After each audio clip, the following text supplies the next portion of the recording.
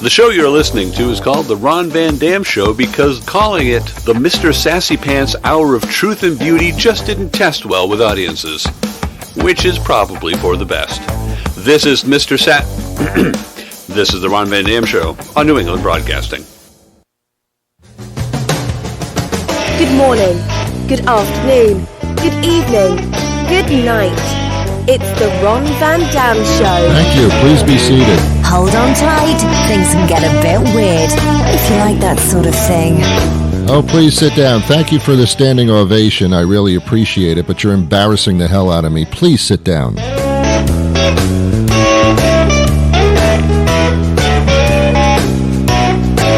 I'll ask you one more time to please sit down. You're really confusing me. That's better. That's better. You relax. I'll take it from here. I know. I know. You don't trust me. I get it. Feelings mutual. I don't trust you either. So I think we have a relationship.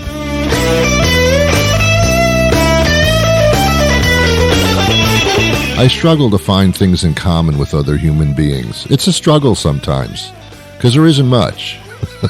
But when you find that one thing that you both have in common, it's like, whoa, that's incredible. Humanity is incredible.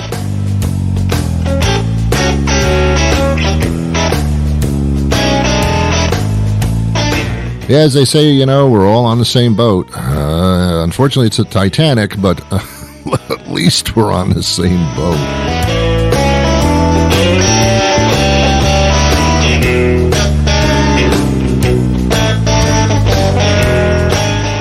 That was a voyage that did not work out well. Ooh, did not end well. Welcome to the program. I am Ron Van Dam. It's the Ron Van Dam Show. You can tell it's me because I'm the only one speaking in a title that includes my name. So, how are you? We're coming to the end of March, which has no significance whatsoever unless you're really into calendars. I mean, I don't know. I have no idea. I lost count of the days and the weeks and the months and the years around last March. That was when time just kind of stood still because what am I going to do with it? Anyway, that's partially the subject of my guests later in the show, talking about an incredible book that looks at these contagious situations, let's say.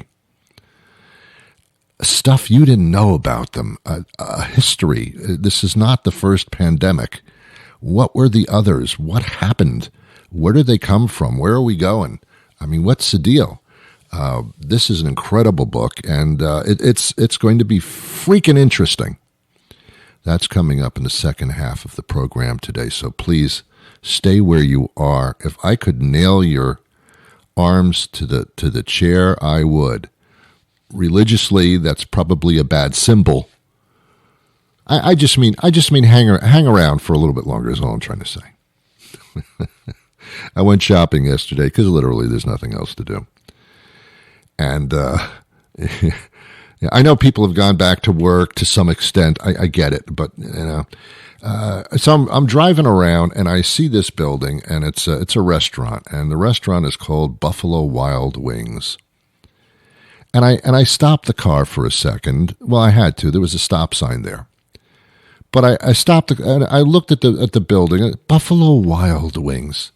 What the hell is that? I, through my entire interesting and prolonged life, have had chicken wings before. And to be honest with you, never, after eating a chicken wing, did I mutter the words, "That was incredibly tasty."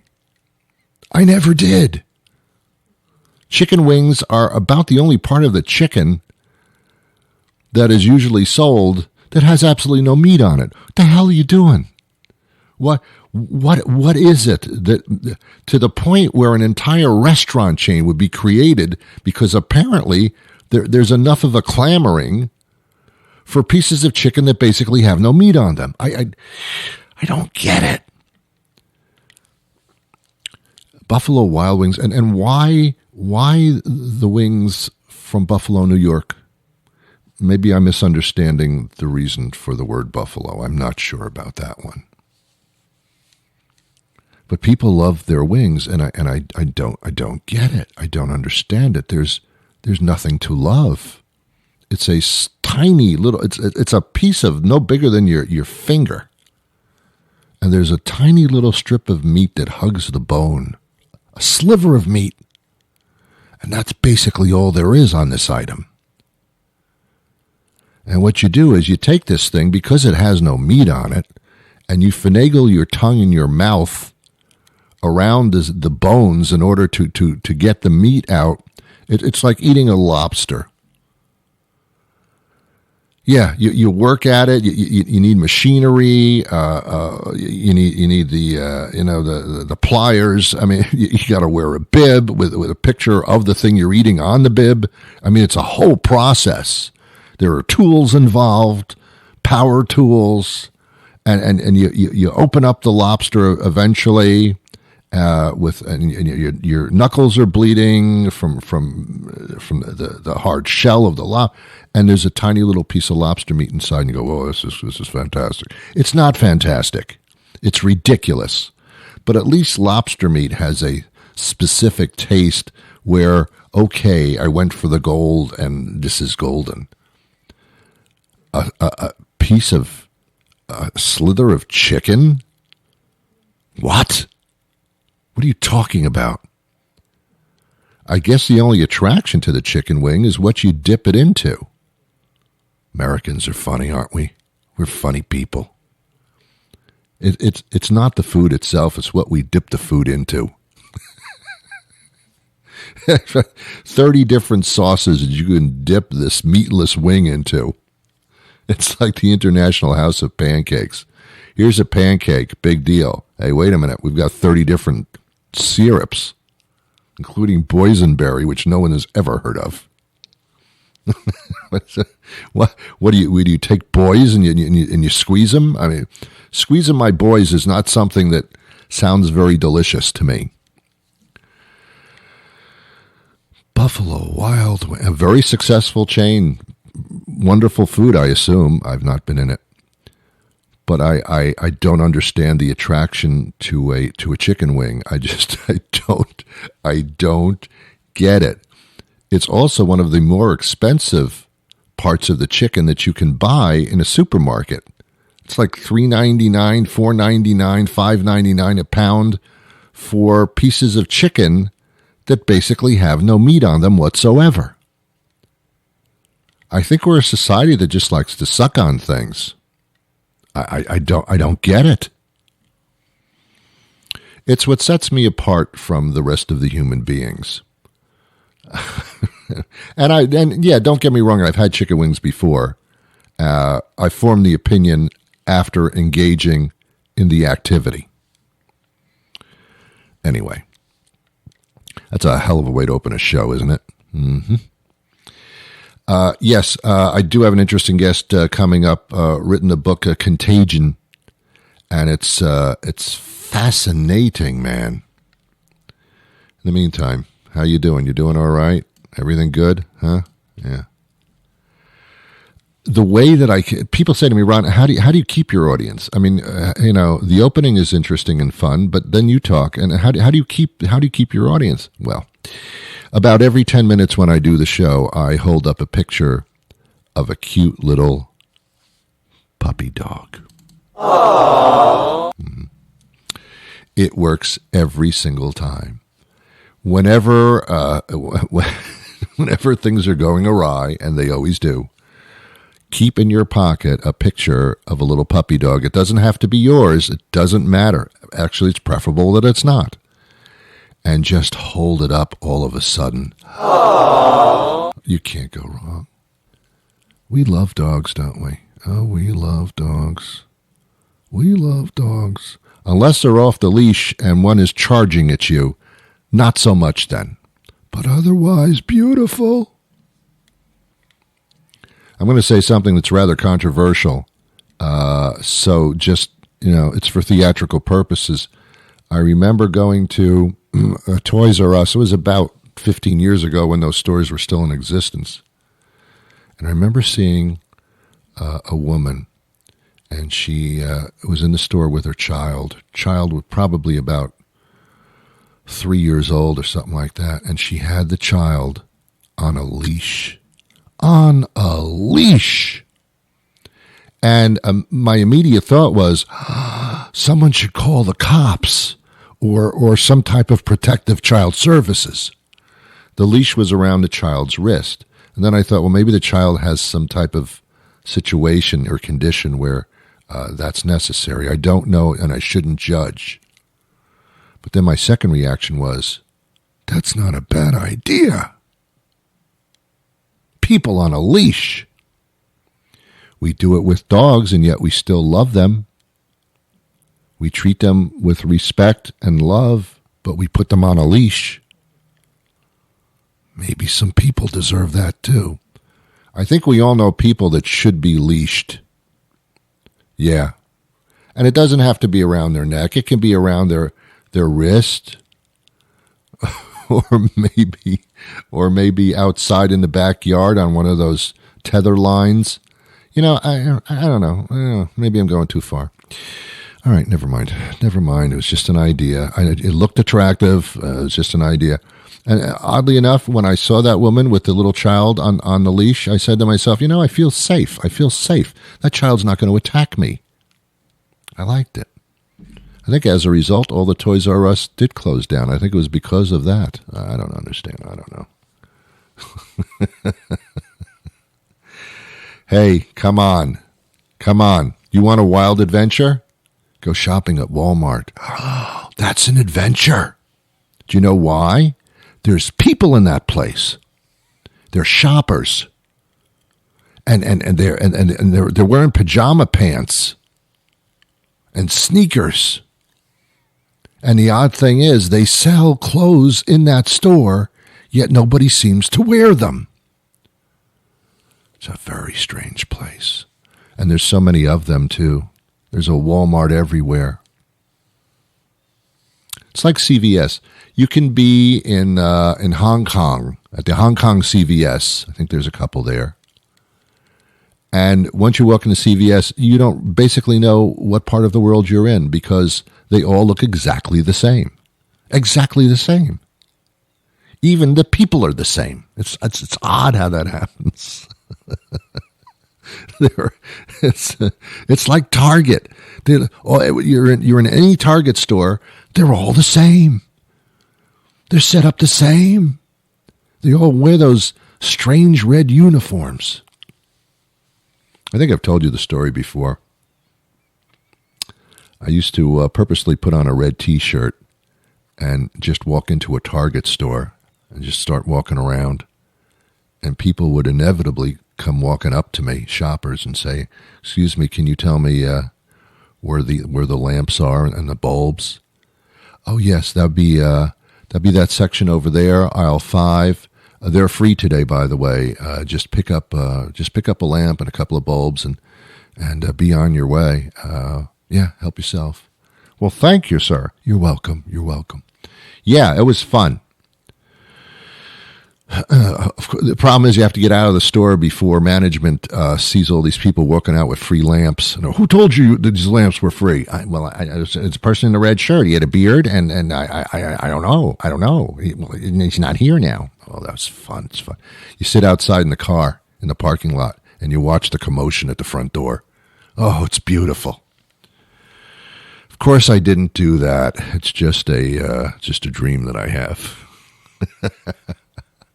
Wait a minute. Okay, there you go.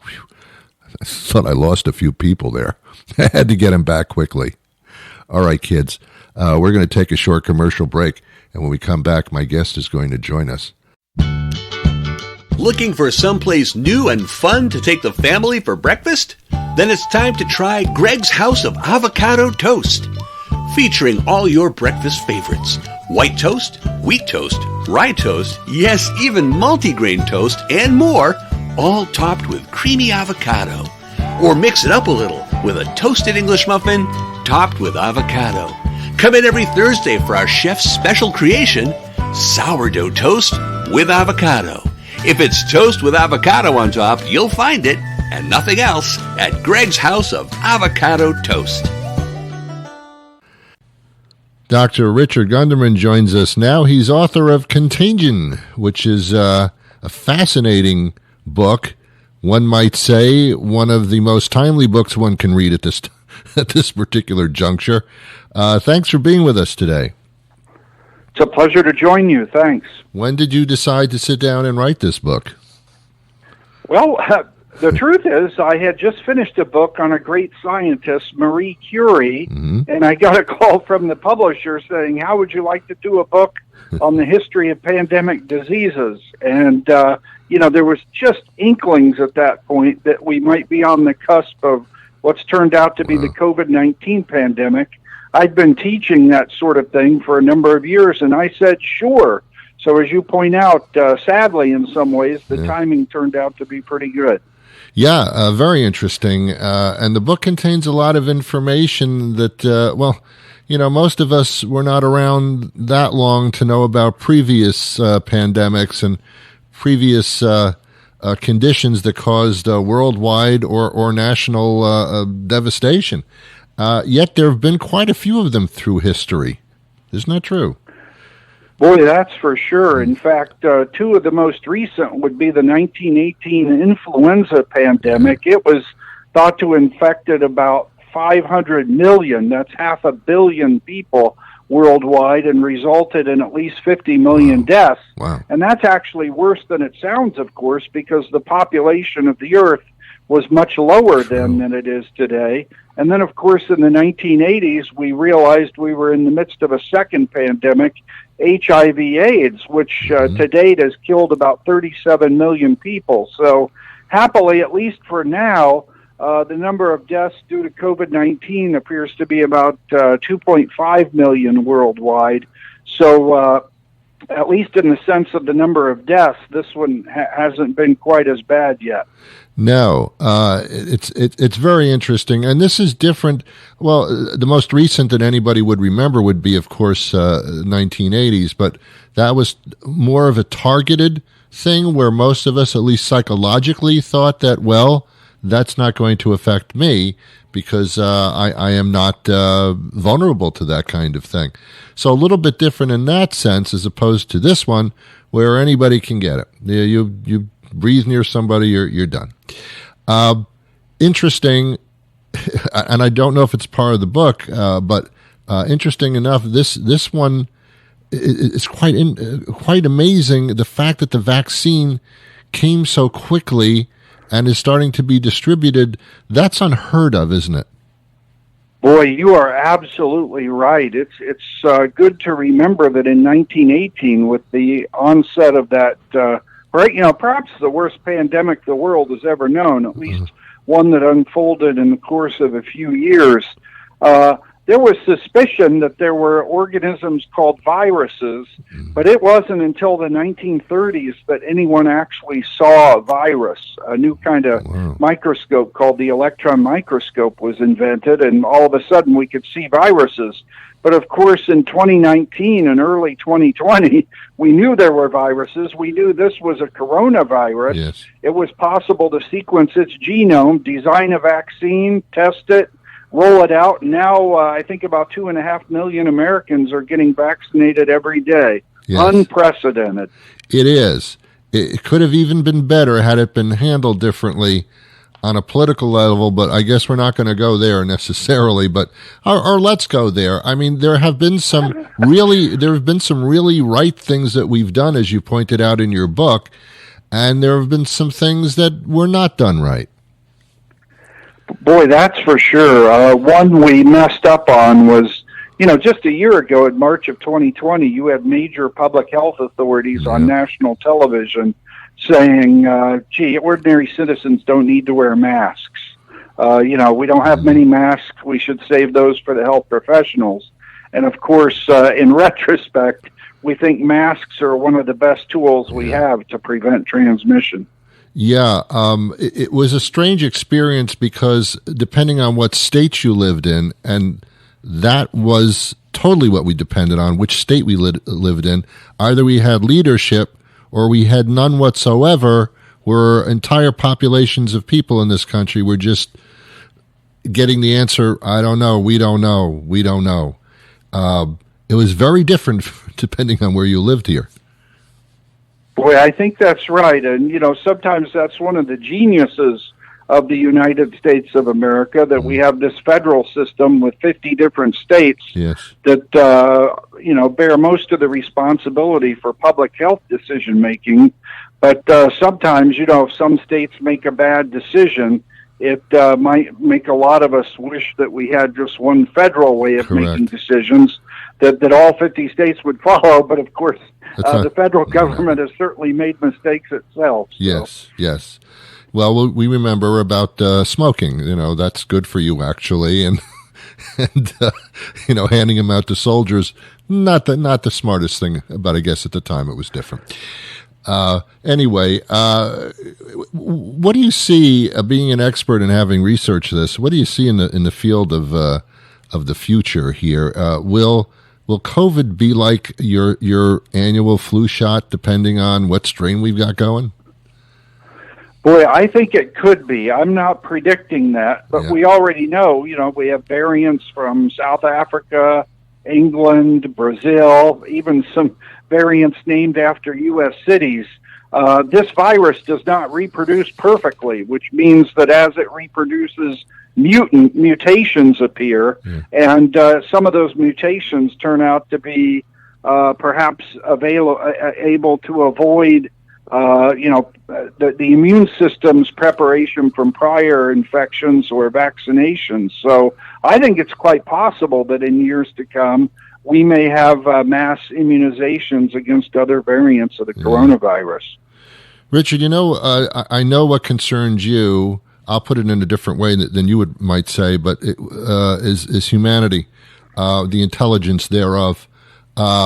Things happen to us in our history that are catastrophic, and it's like a couple of years later, it wasn't that bad.